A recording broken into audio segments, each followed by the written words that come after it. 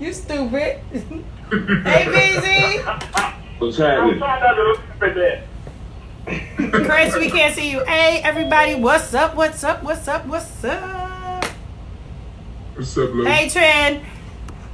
Hey, y'all. You guys do me a favor. If there is anything, Trinity was supposed to jump on and she's jumping on now. Is there anything that you guys want them to post in the chat while we're talking? And if there let me is, know and I'll tell everybody else and put it in. hey everybody. Hey Katisha. Hey all my lovelies. How y'all doing? So Trini, you'll jump off, you guys. So if there's anything you want Trini to put in the chat, just shout it out to her and she'll do it, okay? Okay. All right. Alright, I'm jumping off. Have fun, y'all. Yes, ma'am. Thank you, love. Alright. Look, I'm excited. How's everybody doing today? Good. We good. Amazing. All right, wait. This is not how I want to do this. All right. How's everybody doing? Oh, why do I look sun-kissed? I look like I'm crazy. Hey. I'm going to move man code. I'm going to switch us. So what's up, everybody? Welcome to What Women Want Wednesday. That's right. Tonight, I'm going to try to be as silent as possible, you guys, because we have an amazing group of men on the council tonight. And as you guys know in the videos that we've been putting up, it is about mental health. And I think Bella Creole was in my inbox, and her and I talked for a brief second because we were saying that, you know, she was like, it's a really good topic. And I text her back and I said, yeah, it's a topic, though, that most of the time we hear a lot of women talking about mental health, but we don't hear a lot of guys, especially in our community, talking about mental health. And I'm gonna let the guys get into it. So you guys, I know you see some new faces on the screen, probably not new to you, but first of all, I want to welcome in someone that I am so excited that he took the invitation. I don't know if it's just him or if Hearts and Logic and OT, I don't know if they gonna show up, you know what I'm saying? But I want you guys to say hello to Only One VZ. So thank you, sir, for joining us. I'm so excited that you are here. Of course, the Fry King, everybody in the chat is like, yo, when are we gonna see Fry on the screen? And now, you guys, we have Fry on the screen. So the Fry King, thank you for being here. No problem. Of course, Mr. Deep Voice, Mr. Growl himself, showing the brand, the EXC brand. That's what I'm talking about. Family. That's what we do. So thank you, Voice, for being here. The Voice 28. Thank you, sir.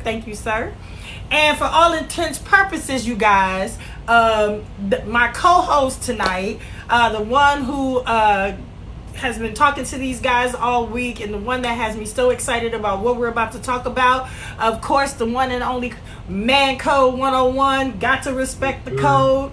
How you fellas doing? Good. We good. I'm good.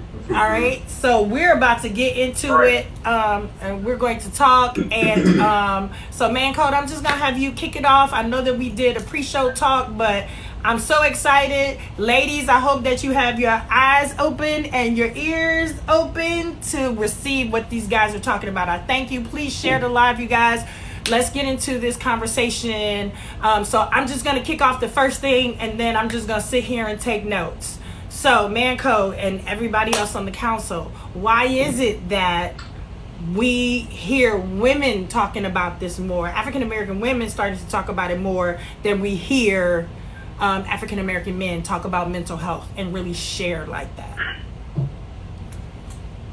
As far as based on my opinion, I don't know if these other three brothers have gone through the same thing, but generally in the black community, that you're looked down upon if you have or want to talk about your mental health or concerned about your mental well-being because of the fact of the presentation of it.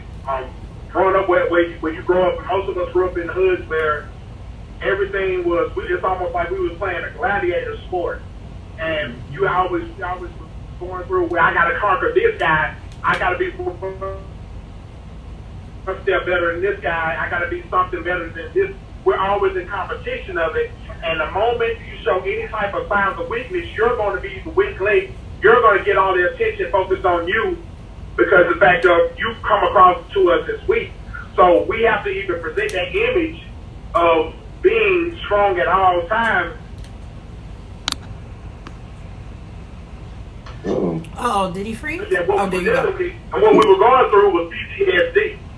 We're really going through a form of PTSD through the hood because we're all battling and trying to get out of the same space. And we're seeing the same faces over and over again, and we fight all the same battles, not knowing we're fighting the same battles. So that's pretty much an experience that I went through. And that's what it was looked down upon, to show any type of signs of weakness or talk about mental stress or mental weakness, or even talk about therapy of any kind. As a man, you just got to man it up and take it, and that's what take it, and that's what you got to go with, period. You deal with everybody else's problems, but you muffle yours, and that's how you handle it, and that's what quote unquote made you a man.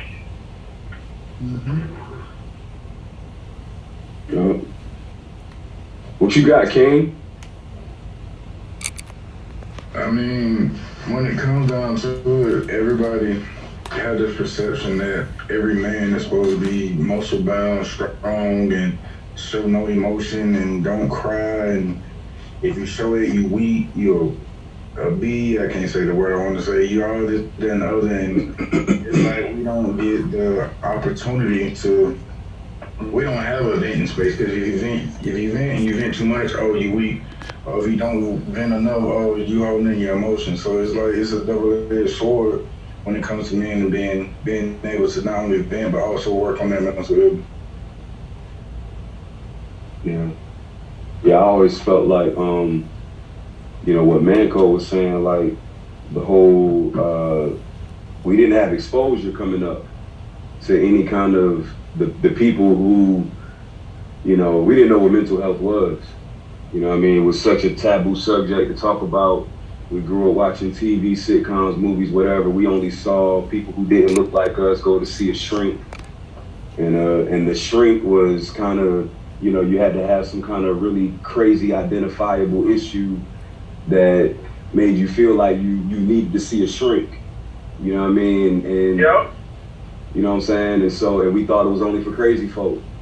We thought it had to be something wrong with you in order to talk to anybody about what you might be going through. So we didn't understand the whole concept of mental health. And, I have my qualms about social media, but one thing that I can say about the positive side of it is that it's added, it's heightened a lot of awareness with things just like this, with mental health, and it became like a hashtag, like, well, what's mental health all about? What do they mean?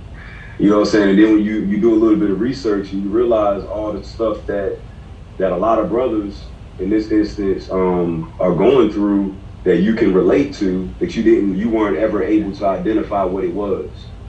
You know what I mean? So I think stuff like this is super dope because, continuing to bring awareness, continuing to get understanding from the people who we seek the understanding from, is very important. But it starts with us identifying what our issues are in the first place.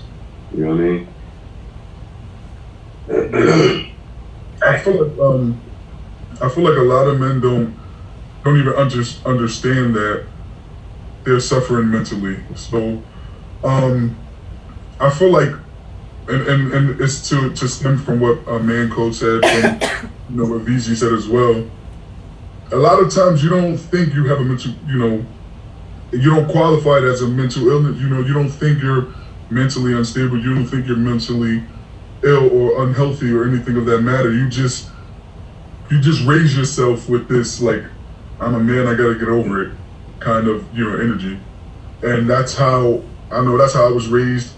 And it's like what Manco said, when you grow up in the jungle, so to speak, it's like survival of the fittest. You can't show no weakness. You don't have time to be weak. You don't have time to show that mental side of you. And I feel like women in general, and definitely African American women, it's easier for them to tap into expressing their emotions. I feel like women have always had the ability to express how they feel. And I feel like that's always something that men have struggled with. So we're getting to a point now where we're understanding it's okay, and we're understanding that we're not weak, when we express how we feel mentally. And you got to think something that you said, man, that I'm going to jump in on too, boys, is that we have to make it a non-threatening environment. Women have always pretty much had a non-threatening environment to express their emotions. But when it's a threatening environment for a man to show his emotions, again, like you said, oh, it's weak now, we got a foothold, and we always have to view it as, I don't want my competition, so to speak, to get a foothold on me or get an upper hand by knowing this mental weakness or knowing this weakness about me.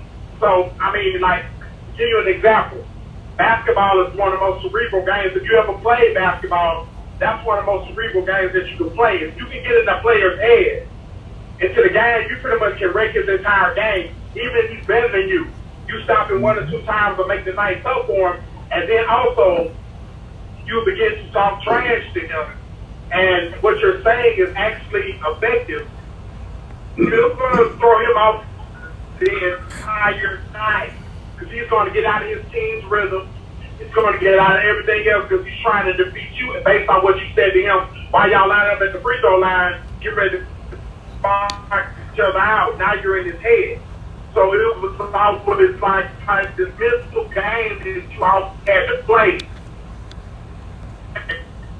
Think about it, we do the same thing in football. Approach the side of, hey, we need to make it an environment for me to express how I feel when I walk out. Because look how many men mentally have these CTE issues. Mentally couldn't express what they were going through and took themselves out because they didn't have an environment to say, man, something's going on with me. Well, if I tell them I'm having these suicidal thoughts, I'm telling them I'm feeling this way, I'm going to get blasted all over as being weak. I'm going to get viewed as being soft. I'm going to get this type of view, and I don't want to get viewed like that. So let me just keep it in, and then they bottle in, and now they're no longer here with us. That's what needs to be. That's why the issue needs to be raised and brought up. Yeah, no doubt. Sometimes I wonder about. So I don't ever want to get in, but that's what it comes to.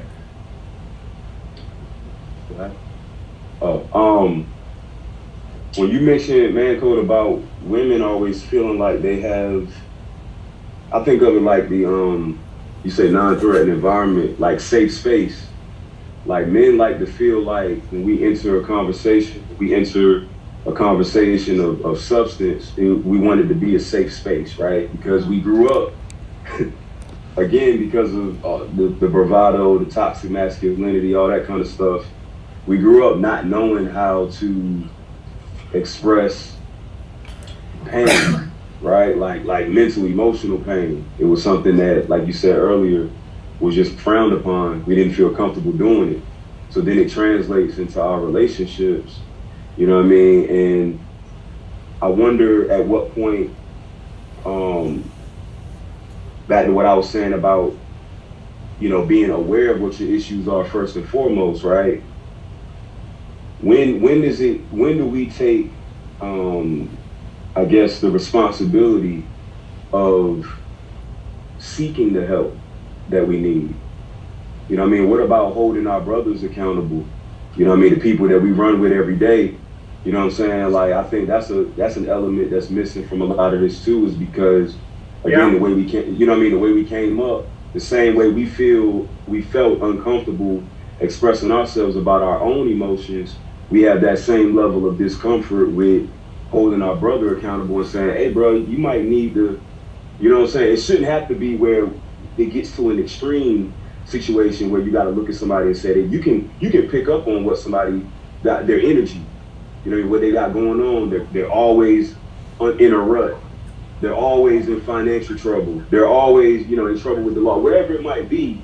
You know what I'm saying? We got to hold each other accountable and be able to look to your brother and say, hey, bro, you know what I mean? The conversation between the two of us first, but then being able to recommend them going to speak to somebody who actually knows what they're talking about because it's a benefit to them without having to worry about them being offended by what we're saying. You know what I mean? Yeah. Right. Yeah. So I wanna jump in for a second, you guys, because I know that when we were having an offline conversation, Fry King, we were talking about that, and we were talking about, and I did the research and I looked up, and you were absolutely right. It's a lot of things that are like the medication, how to medicate, but it's like not tapping into, especially for us, support groups and things like that, people who look like us, who have dealt with it. You don't see a lot of information online about where we can go and where to start, because it doesn't just start with, okay, I think I have an issue, I need to be medicated. And when I researched a lot of it, that's what it was. You got an issue, medication. Got an issue, talk to this doctor, that leads to medication. But there was no easy way to guide you into it, to say, hey, here's the person that you can talk to before you do anything.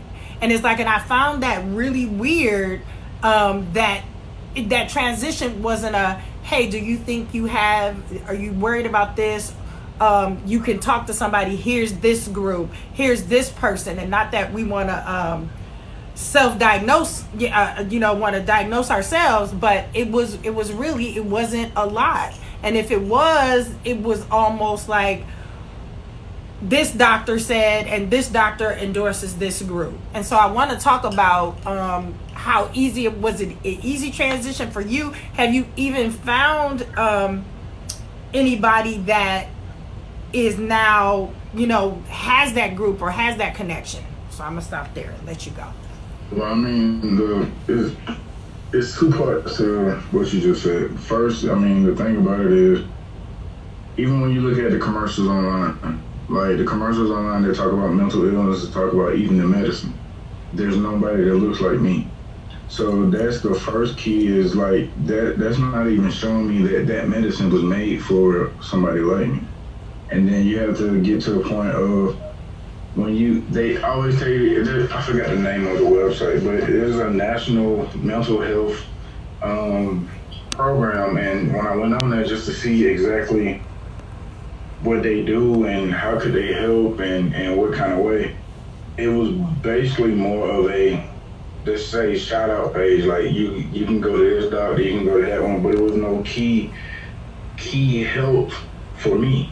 And like my journey started when my grandfather died. Like once my grandfather died, like that was the male figure in my life. So when he passed, like that was the most traumatic I ever seen. But what started me on the journey was like actually watching my grandfather's casket being lowered, and I'm crying, and I still remember it to this day. A family member was like, "Men don't cry. Mm-hmm. Don't show no emotion. Men don't show that." Mm-hmm. And since then, it's been a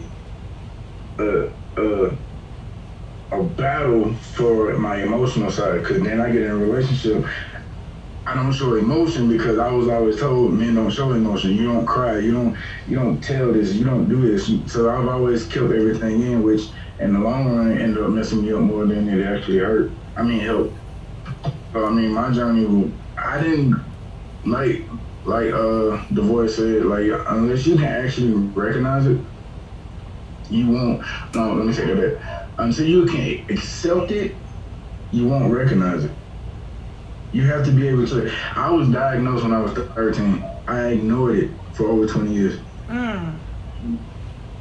I ignored it. I tried to do everything I could and not think about it. Man, I had a white doctor tell me, I'm like, man, I don't know that. I don't know what he's talking about. I ain't got nothing. Like, man, whatever.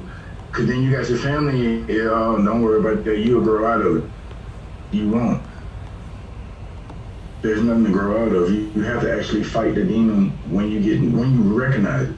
I didn't recognize it until probably about, I want to say 5 years ago. Mm-hmm. That's when I accepted it.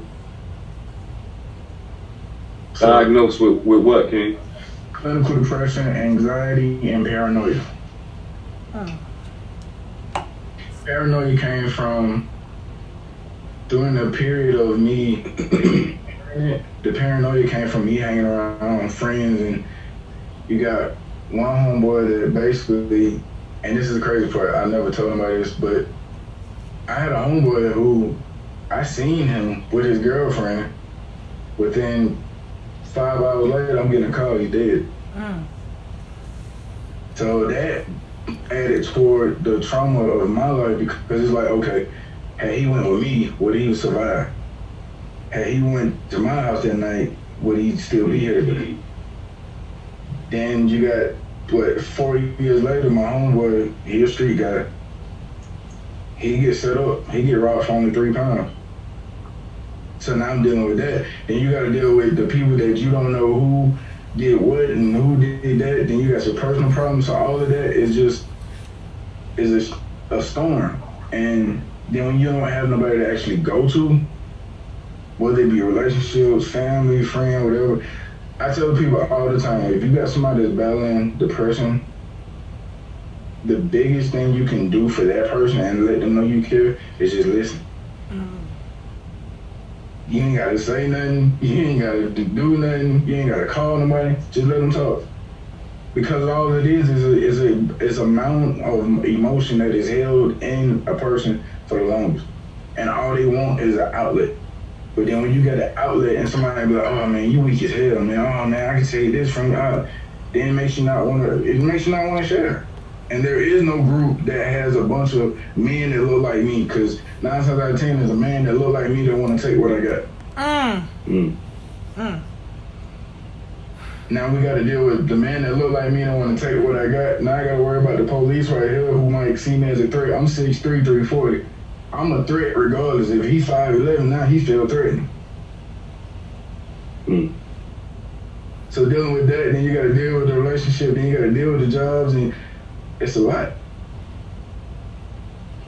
Let me ask you, King, specifically, you mentioned on the relationship tip, has your experience been when you have, a significant other, has your experience been that they don't listen, they tend to not listen, they're not hearing you? Well, at first, before I recognized it, before I accepted it, before I adapted to it and I became a advocate of it, I never knew what it was. Like, I never knew what messed up the relationship. I never knew, at that point, I didn't care. Like, oh, you don't want to talk? I know, whatever, bye. But now it's to the point where, to answer your question, you got some women that would be like, okay, I'm here, I'm gonna rock with you, I'll see you through it, this, that, and the other. But then 20 days later, that changed because now it's too much for them. Now that what's weighing on you is now affecting them in their mind. So now I get to the point now where I meet a female, I'm like, look, I'm just gonna tell you up front, I suffer from this. No, it's non-violent. Only thing that might change in me is based on my mood. You might get something just out there, oh no, I can't deal with that. That lets me know I don't need to go no step further because now you're gonna end up hurting me mentally later on. So like I said in your chat before, like another big factor of my life is I had a female that said she can be a friend, this, that, and the other. Long story short, I walked in on her and my homeboy. And his exact words to me was, man, I just want to tell you she wasn't nothing. You couldn't tell me that? Like, you couldn't tell me that. Wow. Now, mind you, me being in the state of mind I am, I could have easily snapped. I could easily snap and not be here right now for that situation. But I removed myself from that situation. So it's kind of iffy with me and the whole relationship thing because a lot of females tell me they can handle that lifestyle and can't. And I feel like before you say, oh, I can handle it, how about ask what it is? Explain it to me.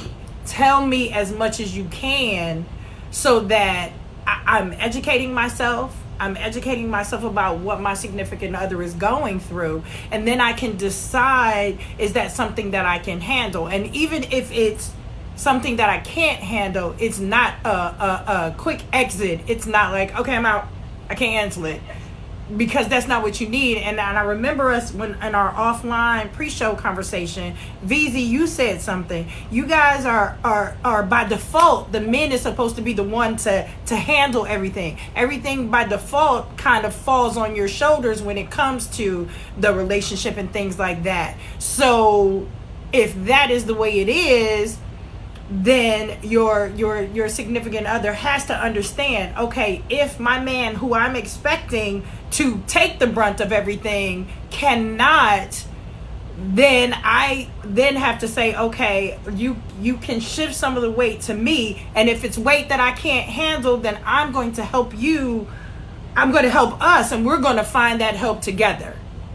I am going, because I don't feel like it's just my significant other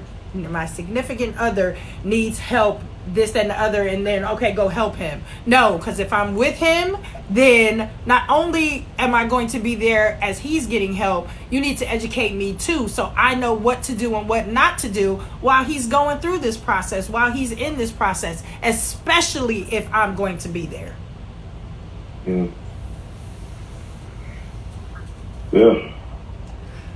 Black men got it real hard. We got it real hard. You know, we face. Man, it starts to feel like, you know, between just going to work from home, coming back home from work, going to the grocery store, whatever, it's starting to feel like our lives are at risk. You know what I mean? Like, on a daily basis, multiple times a day. And we keep seeing examples of over and over.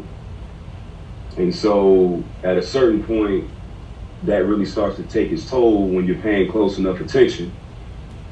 It feels like the media, in a weird way, is trying to desensitize us, you know, because it's happening so often. And, you know, we're getting like, it feels like we're getting shut down by the opposition. They're trying to shut us down, not wanting us to speak out loud about the issues that are going on within our community. You know what I mean?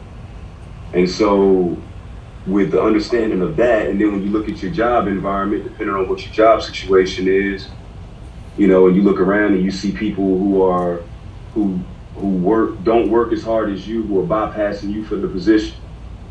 You know what I mean? You come home with all of that. So the last thing we need is to come home to a non-supportive partner. You know what I mean? Like, that's the last. Like, I thank God for my wife because she supports me in everything I do, within reason, obviously. You know what I mean? But she supports me in everything that I do. And so when I walk through my door, a lot of that weight that I carry, I can release a lot of it because I got a partner who understands, because she does, to your point, King, she does listen to me about what I'm going through. You know what I mean? And she understands and she asks questions. And I think, and that's what I've never really had in my life, which honestly, part of the reason why I didn't have it, it wasn't somebody else's fault, it was my own fault.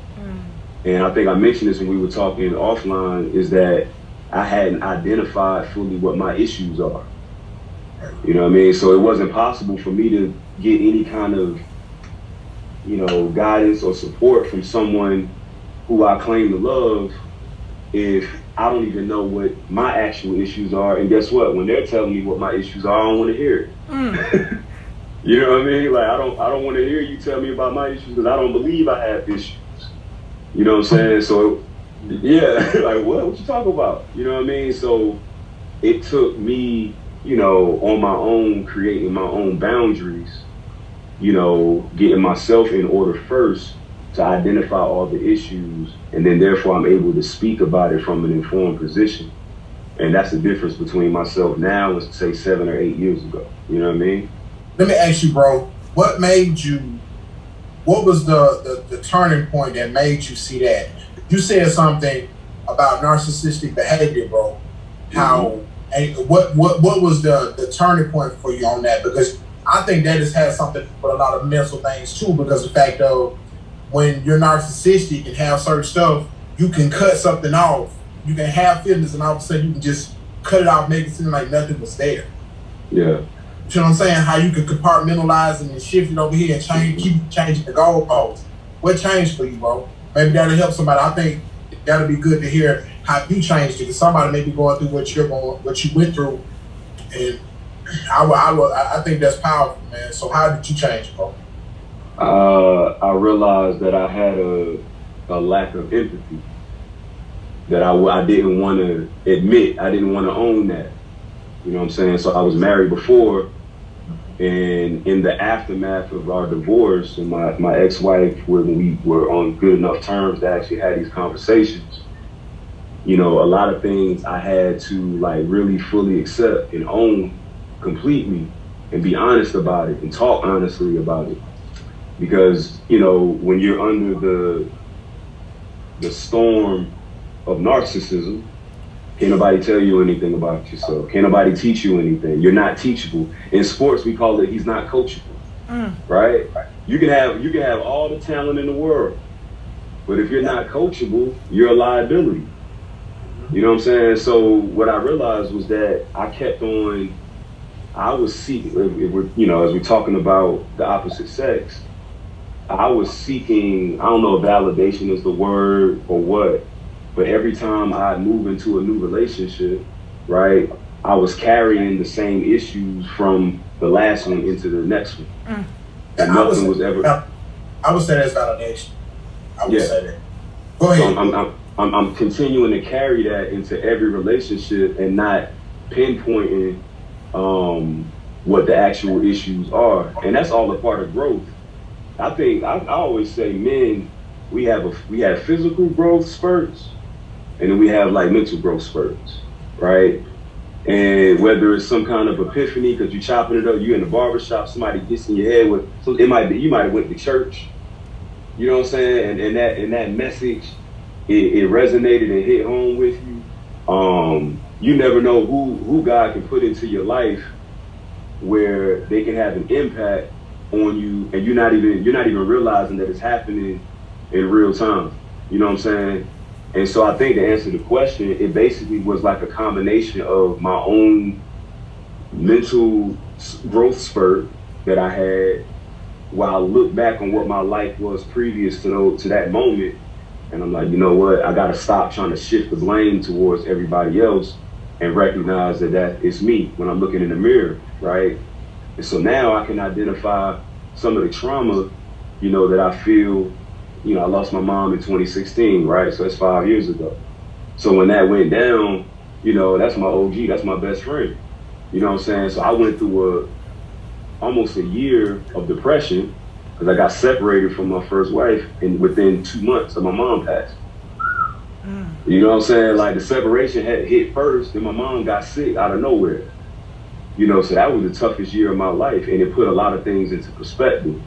And while I still wasn't nowhere near perfect, you know what I mean, it was hitting different because I was actually able to fully recognize what the issues are, and now I'm being resistant to the issues. Now I still failed a lot, right? You know what I'm saying? Like I was gonna falter, but now I'm in a space where it's like, okay, I'm not just moving to be moving. I'm moving with more of a purpose because I'm trying to figure this whole thing out. And so I give all the credit. I give a huge amount of credit to my wife because she came into my life at a time where I had done enough preparation for myself. A lot of, in my opinion, the mistake that a lot of men make, or the perception, is that a good woman changes us, right? And I just don't believe that to be true. Because I've always said she can be the baddest, she can cook the dopest meals, she can have the biggest badonk and all of that. You know what I'm saying? It does not matter if you're not where you're supposed to be mentally. It just doesn't matter. And so when I talk about boundaries, what I had to create for myself in preparation for whatever God had in store for me, had I not done that preparation, I wouldn't have been ready for her either. They don't change us. The change starts within us first and foremost.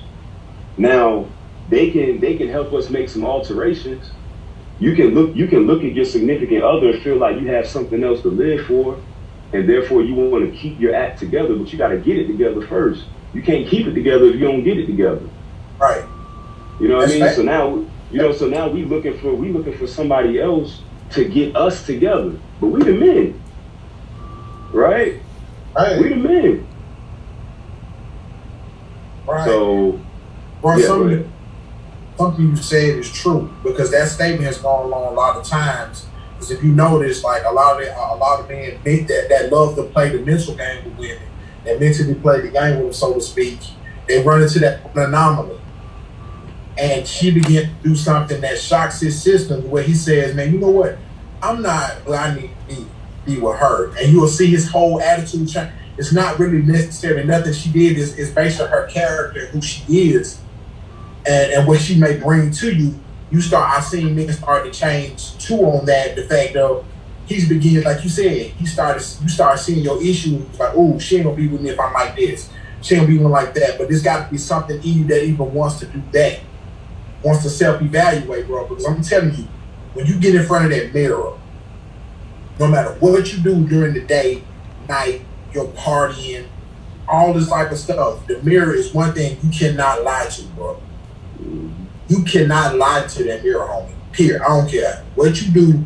Get in front of that thing. You can dress up and look nice and still not recognize yourself, because she's like, you can be lost, and then when you're scared to look in the mirror, when you're scared to, like you said, bro, if I can add to it, accept that accountability and really desire change. Because you go to the point, man, where some men that are 65, these guys, I know him, it's still sagging, still talking about young boys, still on partying, still talking about doing it.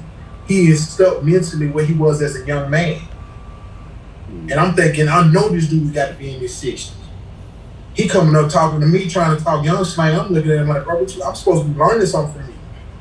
So it's like, you got to want her to reach, like you said, man. We talk about all these things that are around us. We can talk about women, like you said, how bad she is, this, that, and other. And a lot of times women that because of us, they thinking there's something wrong with them, when it's us that we weren't ready for you. We just were not ready for you. You were sent to me, but I was not ready for you. You know what I mean? You can actually look at it. You can look at it one way that I always do is, a female coming into your life is like a decorator. You can decorate a house all day long, but if it got a faulty foundation, it ain't worth shit. Come on. Big facts. Come on. Big facts. Or you can look at it another way. You can't rebuild a house in the same spot that the house is on fire.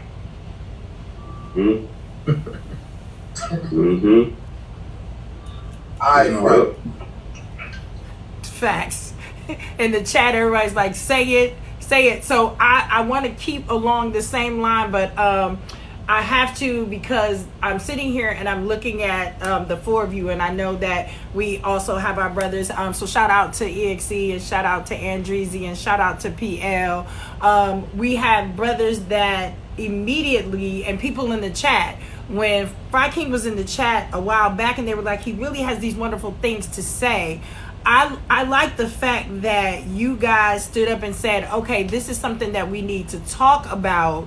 And like, why was it so, although some of you like say, Voice, you might not have had to deal with any of these things, but how was it so easy for you? And maybe it wasn't easy. What made you feel comfortable enough to say, you know what? I have to stand here with my brother. I have to stand behind my brother. I have to talk about these issues. What was it that made you guys feel comfortable enough to say, hey, nobody's talking about this, so we need to? I feel like pretty much exactly, the last sentence you just said, nobody's talking about it. And I feel like every man, especially black men, could relate.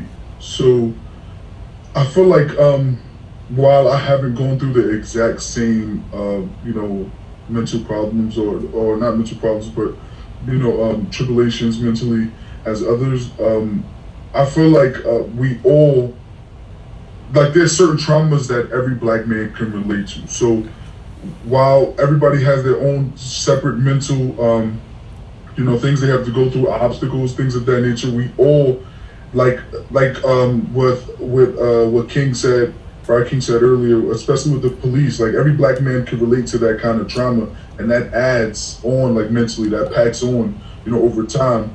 And for me, the reason why I'm standing next to him is because what a lot of people don't. So I read a lot of music, and the song I recently wrote and put out, the Easy Way Out song, I was at a point of physically harming myself, and because I never spoke out, because I never said anything, I internalized it all to a point where I couldn't take it anymore. And if it wasn't for the birth of my son, I probably wouldn't be here for that reason, because it's so easy to take that easy way out when you feel like there's nowhere where you could turn, when you feel like nothing's gonna change.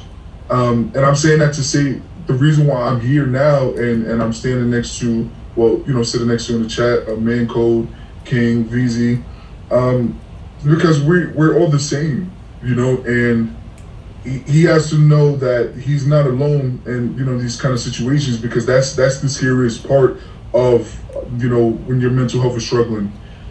Being and feeling alone is the most dangerous thing. Like when you're by yourself, your mind goes crazy.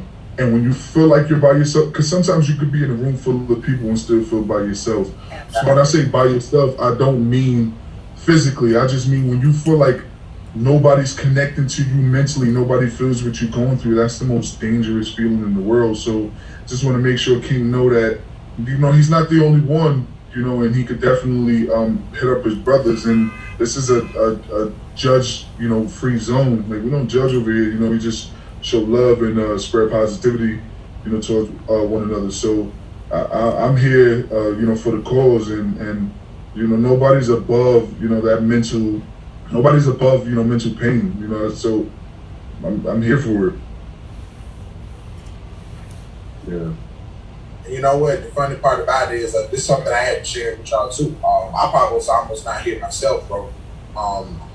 2000, like you said, I drove out to the darkest place I could find, bro, and I was tired, bro. I still got the scar. Look at the scar very often on my left arm. I was gonna slice my left wrist, dude. I was so freaking tired, but nobody knew it. I put on this big front. I smiled and laughed, but I was so mentally and emotionally miserable, bro, because I couldn't talk to nobody. And the fact I drove all the way out there, man, and I'm telling y'all, this is how I knew God was real for me. I had never felt that before in my life. I felt somebody. I'm sitting in my car now. I see the drivers. I physically felt some arms wrapped around me, dude. For about 5 minutes, I did, and it just wrapped around me and held me for a minute, bro. And I cried like I had never cried before in my life. And the crazy part about it is, what was amazing is it's like God flashed all my cousins who I meant something to in my mind. Talk about your son, my cousins. I was the guy that went and grabbed my cousin. Hey, we'll go take them and let them go through my closet and go find what y'all want, because their my uncles wasn't buying their name brand clothes. So I would go get them and go, pick out the shoes, whatever you want to wear. Man, go for it. Or take them to the mall, save my money up, take them to the mall, go get it for them. They were flashing in my mind. But for the craziest part about it, when I got back home, I was out there probably about an hour trying to get myself together. And when I came home, I was at the house, and one of them called. They were looking for me. I turned my 2-way, at the time, I don't know if people remember when T-Mobile first came out, they had the little sidekicks. They really had sidekicks. Mm-hmm. So I had turned my sidekick off, and nobody could reach me. But my friends was at the campback, my cousin, and 2 of my best friends was at the house. And that showed me, like, that moment on, I never was attempted with suicide again. Because, like you said, bro, the most dangerous place is to be in a room or be anywhere mental and feel like nobody knows, or you're so distant or you're isolated. You might as well be on Mount Everest when you sit in a situation like that, unreachable. and that's not a good place to be. So me understanding that when people cry out, like I'm not saying Fry King will get there with Fry King. When King is talking about on his heart, man, I am compelled to listen, bro. Because I've been in that place, and it ain't a good place if Visa need to talk to me. You know, I done told you, bro, voice, hey man, you can text me, you can call me, I done talk, me and X to talk about some stuff, bro. I make myself available just to be an ear. Because the fact of, again, going back to the mental part of it, this is the thing that all black men deal with, that we do not get a mental. And I want these women that's listening, and even the other men that's listening, that we understand that this, y'all, we do not get a break on no front. We do not get a mental break. Especially black people, we do not get a mental break. We do not get breaks. We are constantly, some of us are up 2-3 o'clock in the morning, up and down all night, because we can't shut this off. Yeah. That will wear on you over time. That'll wear on you over time. How many of us here, like, have fairly recently sought out therapy? Any of y'all? Nah, that's frowned upon, man. Like, nah. Yeah, See, like, cause that's see, we gotta kill the narrative. You know what I'm saying? Like, so, but everything we talking about, it starts with us. Right. You know what I'm saying? Like, we know what the pressures of the outside world are. We've identified. We grown. You know what I'm saying? We got children and houses and, you know, and 401ks and stuff like this. So it's like we've identified the basis of the issue, right? But we gotta take it a step further to the next level. Because the break that you're talking about, man, Cole, part of that is holding ourselves, again, accountable. And saying, you know what? All right, I know the way it has been, right? I'm about to switch the whole narrative for myself first and foremost. First and foremost, because the mental break that you're talking about, the how you can initiate that, it's just like if you make a decision, you want to get your body together, you want to start going to the gym. Everybody knows, and I know a lot of ladies in here, if you got a workout regimen or if you've ever had one, the biggest thing about going to the gym is discipline. Facts. You can go the first time, I'm gonna get me a trainer, I'm gonna do this, I'm gonna do that. You know what I mean? But if you don't have the discipline to continue, it's null and void. You know what I'm saying? So like little things like, I just started, my homeboy turned me on to this book, Seat of the Soul. I had never heard of it in my life. And he sent me the link for the audio joint, and I bought it for $16.99. And now when I'm on my way to work, which is a 30-minute commute, I knock out at least a chapter on the way to work and on the way back home. Because that's the most peaceful time that I have when I'm in the car by myself. Right? And I focus and I listen to what he has to say, or what the contents of this book are. And in matter of only a few days, I can already speak to what is instilled in me, right? That's my mental break. You know what I'm saying? It's my personal attempt to seek growth, another level of growth. Because the older we get, I'll be 38 this year in July, right? The older we get, we feel the weight of whatever, positively or negatively, we feel it more, right? The aches I feel in my body, I'm feeling them more now than ever before, and it's only going to get worse exponentially as I get older, right? All the lessons that people tried to teach me when I wasn't ready to receive it. When I hear those same words now, I receive them in a much better way because my mind is open. But I had to get there myself, and I had to seek therapy. And what I was able to see were all the things that people had been saying to me throughout most of my life that I wasn't able to hear. You ever notice how when you feel you get an epiphany, or you have information that you wanna share with somebody you care about, somebody you love, somebody you rock with, and you kind of feel like it's in one ear and out the other, and then it frustrates you? Mm-hmm. The reason why is because they're not prepared to receive what you have to offer. And I think we were talking about this. It's not their season to receive it. Right.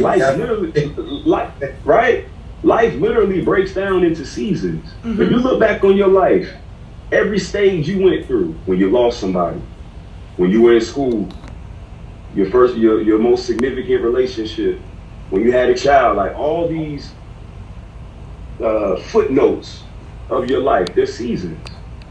You know what I mean? And so this right here, Andrea, to answer when you said what made us come together, Mm-hmm. like this right here is an example of us taking the bull by the horns, right, and attacking together. Now, granted, this is a small sample size. There's 4 brothers in here. But the whole thing is that what this is supposed to be designed to do is it starts here, and we balloon outward, Mm-hmm. and sharing it with as many people who are willing to listen. And guess what? When you're not willing to listen, that's no skin off my back. I'm good. Because I feel like I'm on my way to where I'm supposed to be. You're going to catch up. Right? And I can pray for you. I can feel a way for you. But I can't let you slow down my path. Yep. Mm-hmm. So every time you hit, any one of us hit a wall, no matter what that wall has to do with, some with family, some with friends, King, your homeboy betraying you. You know what I'm saying? Every time you hit a wall, we gotta first figure out a way. Because our whole lives we've been taught to pull ourselves up by the bootstraps. Mm. Right? Then at some point, I know all of us at some point, we felt like, well, what straps are we supposed to pick up? Because I don't see any boots. You know what I'm saying? Where are the boots that you're talking about? I don't see any boots. Right. You know what I mean? But then guess what? Because we're resilient, because we're resourceful, because we have ingenuity, we start to figure it out. That's the leadership that's in us, right? It's innate. We were predisposed to be leaders. We're men. We're in the jungle. We're the kings of the jungle. So regardless of what the opposition has to say, no matter what they try to do, what do? Always figure it out. Right. Mm-hmm. When you really think about it, every trial, every tribulation, bro, Chris, you just revealed something that I don't know how many people you revealed it to. But for however long you dealt with the anguish and trauma associated with you going to that dark place, now you feel free enough to be transparent about it and share it. Right. King, you set it off with something that I don't know how many people you shared that with, but you don't even know how many people are watching this right now. You just put it out there into the atmosphere, something that you previously would have been embarrassed to say out loud. That's growth. That's leadership. You know what I'm saying? That's what all of this is about. We are leaders. We lead our households. But if we don't have anybody to lead and to actually to hold us accountable the same way we hold ourselves, we just keep doing this. We're staying on the hamster wheel. You know what I mean? Like we have to seek the guidance that we know we need. You know That's what's the first and foremost thing. We got to I was just going to add to it, we got to get rid of our ego to seek that, bro. That's true. Get rid of our ego to seek that. And again, not to view it as weak, to reach out to another brother that has extended his hand. Don't slap his hand away. Just put yours in his and let that man pull you up. Yeah. A lot of times, like you said, bro, the thing that made me follow you, and you know our initial connection, how it started, was that video you posted. And I hope people go to your page they probably gonna be scrolling a while because you got a lot of content on there. Yes, please. But the Follow videos all we the post guys. Our kings holding another king accountable. Bro, when I said that spoke, that sent chills down my spine, dude. I would have said, I watched that, I don't know how many times I watched that video over and over again. I sat down and thought about it. I was like, bro, that what you said is what we're missing. And it's not a negative thing. We can hold each other accountable. That when I mean by holding each other accountable to this measure, bro, when you're feeling like that, I'm gonna hold you accountable to call me and talk to me, bro. And vice versa. Don't wait for somebody. You don't always have to call somebody. Check on somebody. Check on your brother. Check, you know. Yeah. Oh, very much so. It goes both ways. But the reason why I said to call me is a lot of times you can call, they won't pick up. Call, text, they won't respond. But then when you realize, hey man, I'm going to take the initiative to reach out to this brother. I'm gonna take the initiative. That means you're bubbling up. That means I'm ready to deal with this issue now. That's why I still call and reach out, because when you're ready to deal with it, guess what? No matter when you're ready to deal with it, I'm right here ready to listen as God's ready to listen to too. Exactly. That's fact. I'm gonna place myself when I'm saying, and I really do feel like it's just us four talking, but I want to let y'all know, and I put it out there in the other groups when we had this before. You brothers need me to talk to me in anything, bro. Y'all got my number. I'm gonna make sure y'all don't have. I'll make sure you have it. Feel free to hit me up. But and I promise you guys, I'm gonna do a better job of even checking on y'all a lot more. X and Dreezy, I'm gonna do a lot better at PL. I'm gonna do a lot better checking on y'all because we don't have to be blood related to care about what happens to each other. To care, because I know, regardless what some part of the day, me and you have experienced the same thing at some part of the day. Some part of the day we've experienced the same thing. And we need to, and I'm telling y'all, I'm willing to be here. I don't have to say nothing, but I'm willing to be here. I got y'all back just like I got y'all front. And I wanted to point out, Mancode, that Solo is in the chat.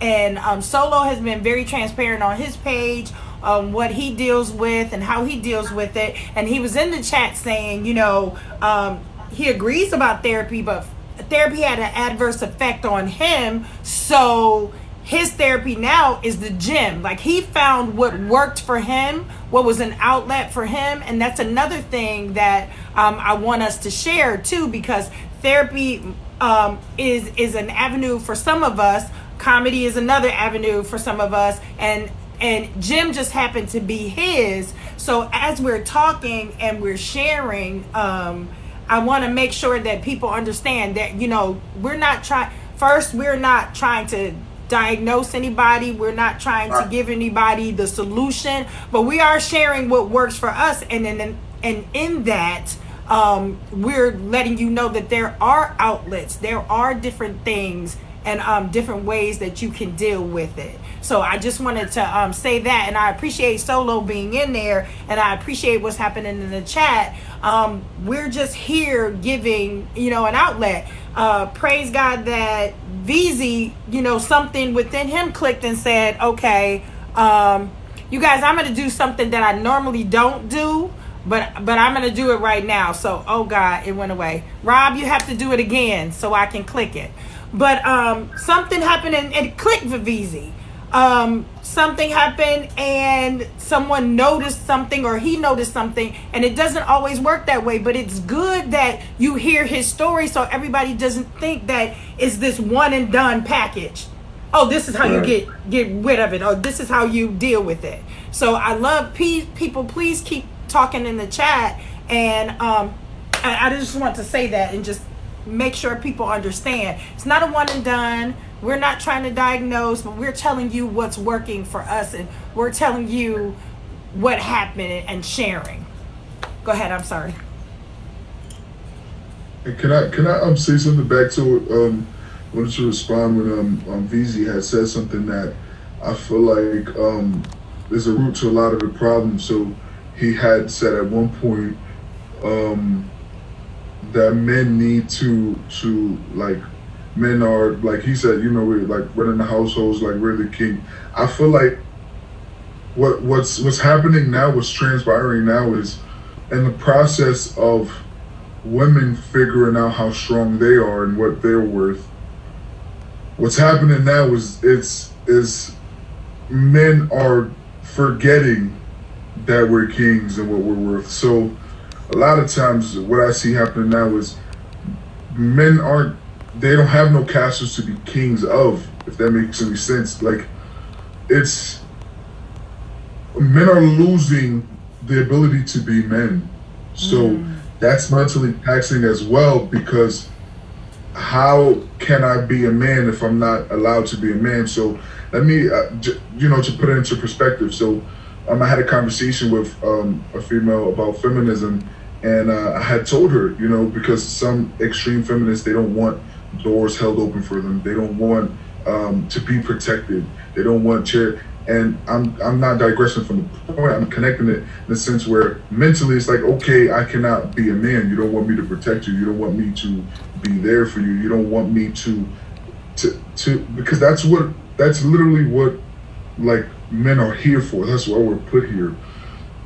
We want to protect and we want to feel wanted. We want to feel like kings. So mentally, when you have that disconnect, like, well, am I a king? Like, I can't. When do I feel like I'm being a king? Because what makes a man feel like a king is a queen and his kingdom. So if you don't have that kingdom, you don't have that queen, how do you remember to remind yourself that you are a king? Like, it's tough. So mentally, that's taxing on you. Like, when you don't, and because the world don't understand the path that is going down now, it's taking away a man's ability to be a man. And that I feel like that's just as mentally taxing as any physical trauma. That now is making it worse. So that's why I feel like men communicating less, men going through more mental traumas now is at an all-time high now because of what's transpiring now. And I feel like that just has to be understood. And hopefully the world could see that eventually, that just like women can find their strength. Women can know their worth without taking away from what makes a man, and that's not to insult any woman. Hopefully, people hear what I'm trying to say. I'm not trying to insult women. It's just, I just feel like who we are as men is slowly being pulled from us. And, what do you attribute that to, boy?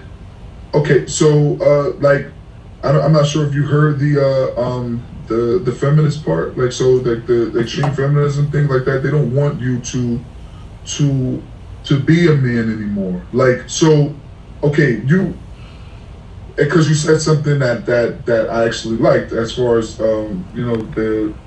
you're kings, like we're kings, right? Like the home, we have homes, like you said, we're building, we have 401ks, we have castles, we have things that we're working towards.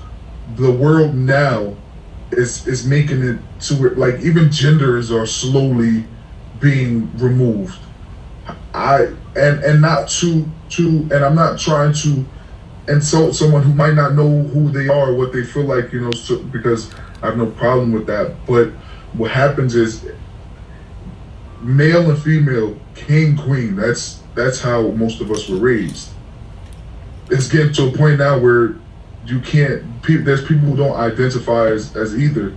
You don't, like, the world is gonna make it one day. I'm not sure if people see, it's getting to the point where one day there will not be no male and no female.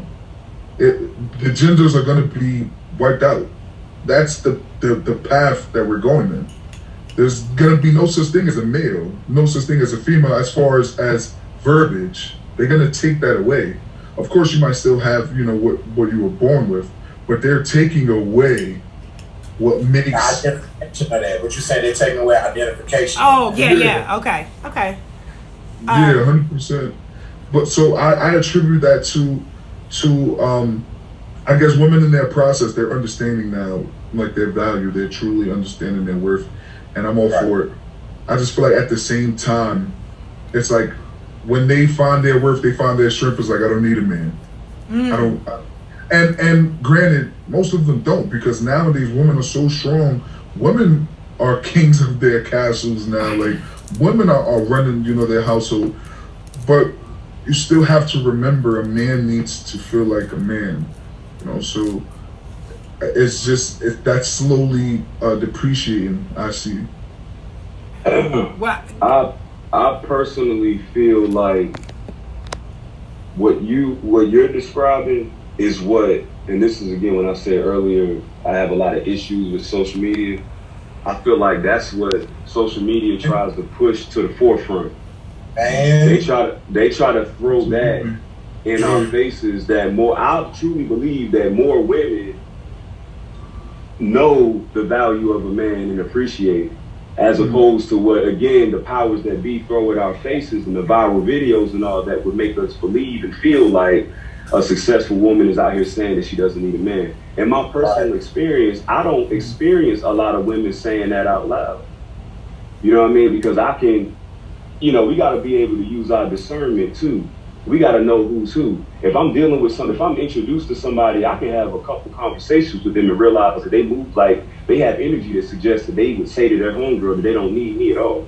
They don't need anything from me, right? The actual word "need" to me, I don't look at it as in a dependency kind of way, right? Like what my wife provides for me is a need within this household. What I provide for her is a need within this household. Sure, granted, we were doing it on our own before we walked into each other's lives. But when we came together, it made everything easier. I really believe that's the whole design of it. It's designed for life to become a little bit easier, get a little bit of that weight off of your shoulders because you actually have a partner that you can depend on. You know what I'm saying? I don't, the rhetoric is very destructive that continues to suggest that both sides are out here feeling like the women are saying that they don't need a man. The men are out here trying to call out a certain type of woman who falls into as a woman, but that's not the majority of the women, right? But in everything that we on these devices represent that. And I really don't believe that's the majority.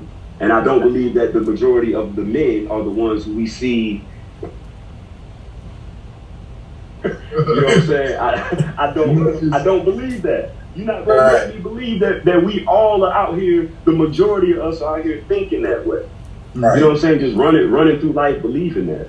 So I think the first thing, again, we focus on self. You know what I mean? We focus on self, and when you know who you are, it makes it that much easier for you to know who you can't align with. Well, Jay, wait, please say that again. Please say that again. The more aware we are of who we are, you know, the more aware we are of ourselves, makes it easier to discern who we can and can't align with. Come on, bro. What Cole said in Applying Pressure, he said, folk envious of people because that just makes you broke, right? Essentially is what he said.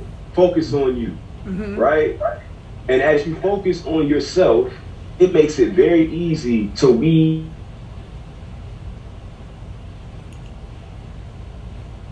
Uh-oh, did he freeze? We can't hear you. Say it again because you cut out. You know, y'all hear me? Yeah, now I can. Yes. Okay. I was saying that. Hey, what was I saying? So men and women have this kind of like right now. Oh, toxicity. That's the word. That's the word we've been saying for a few years now. That's the make toxic.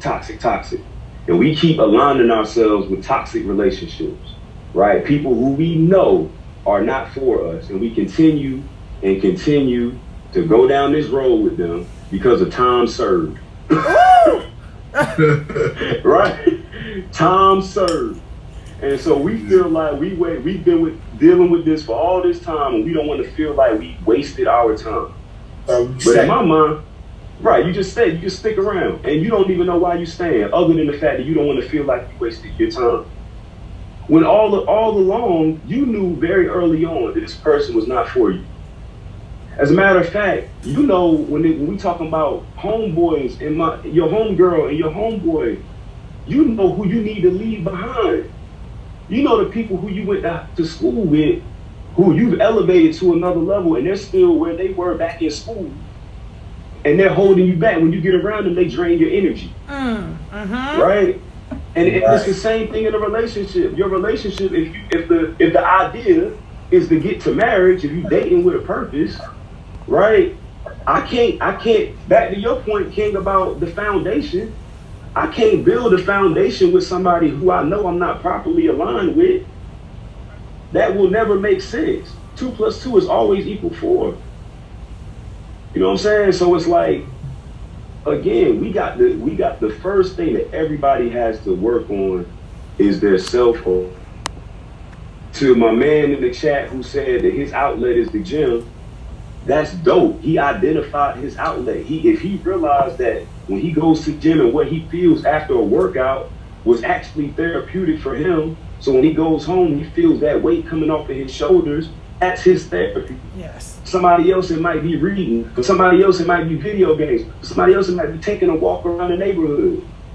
But whatever it is, we got to identify, because resting on our laurels will not get it done. Exactly. It's not going to get it done. You have to take, like we're doing right now, the bull by the horns. Address the issue straight up, head up, own it. Exactly. That's good stuff, bro. And That's good. I was and you, as I always do, I go through you guys' pages and I see stuff, and here's what I love, because VZ, you are our guest tonight. Here's what I love, and I think I put it in. Oh no,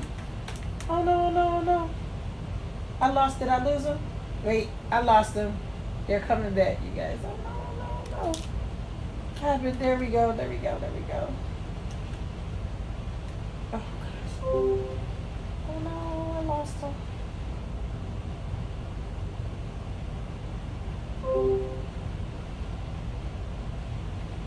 Okay, there we go. Okay, you're back. Okay, we lost some. I don't know what. Like, it's storming here, so the connection was kind of bad. I hope the other guys come back in. Do you hear me, VZ? Can you hear me? I hear you. Okay, the guys will come back in. It's storming here, so I think okay. we start. Here they come. They're coming back in. So what I was saying. Okay.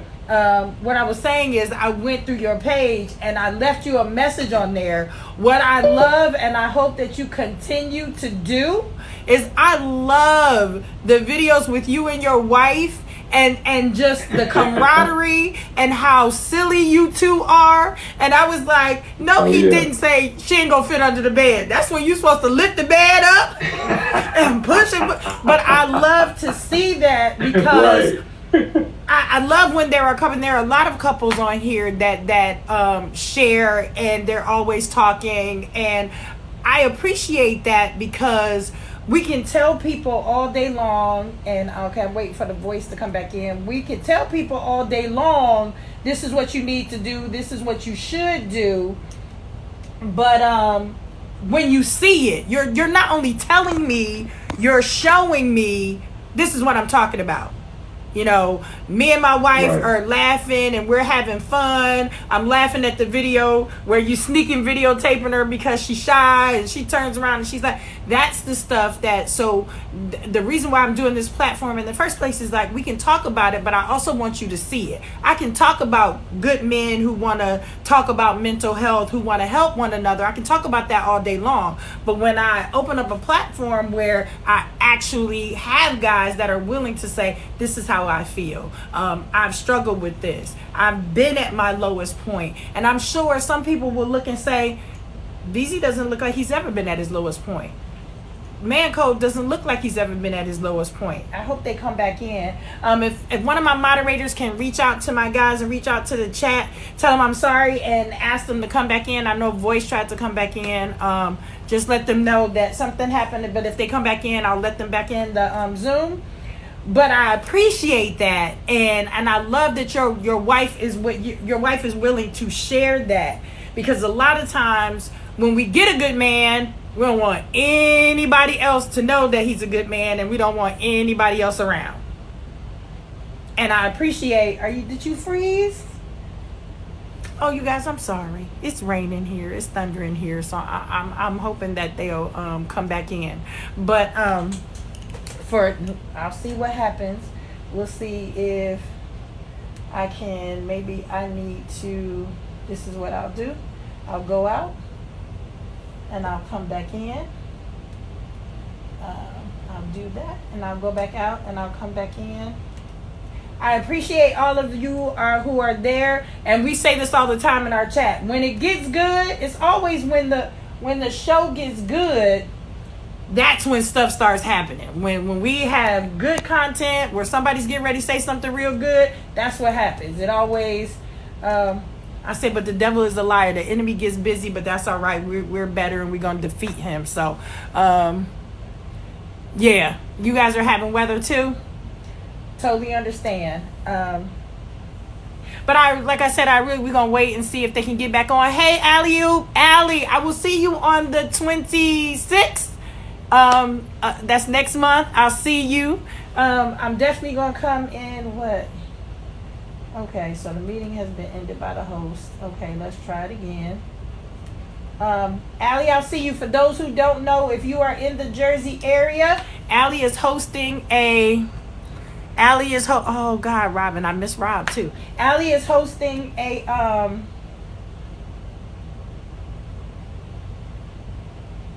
end. Okay, so I end it now.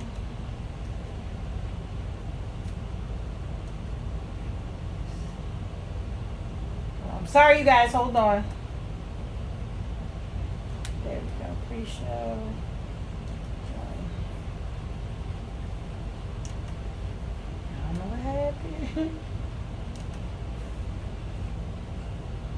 Okay, let's get it back. Allie is doing a show. She says she's hosting a poetry. Yes, she's hosting a poetry event on June 27th, on June 26th. Backpack Jeff is going to be there. I'm Him is going to be there. And if you are in the Jersey area, please, you guys, please join us. It is. So I'm going to say this. I'm going to try to reach out to my guys. You guys, I really appreciate you guys being here. We are having crazy weather around here. So, yes, technical difficulties come. Yep. Yeah. So I want to thank you guys for being here. Please, we are definitely going to continue this conversation. The guys are going to... Yep, Voice will be doing open mic as well. So Voice is going to be there. So we're going to have Voice, Backpack Jeff, Mr. I'm Him. So I hope that you guys can join. Please remember my girl Asia Blue. She does TikTok After Dark on Saturdays. You guys, I really thank you guys for being here. Sorry about the technical difficulty, but we will continue this conversation. And the guys will be back, as always, every last Wednesday of the month. So thank you guys for being here. And as always, without education, man is a slave, a savage, wandering from here to there, believing whatever he is told. Time and chance come to us all. We can either be hesitant or courageous, but we can swiftly stand up and shout, this is my time and place. I will accept the challenge. I love every last one of you. Rob, make sure you hit somebody in the inbox, because I would love for you to join the guys.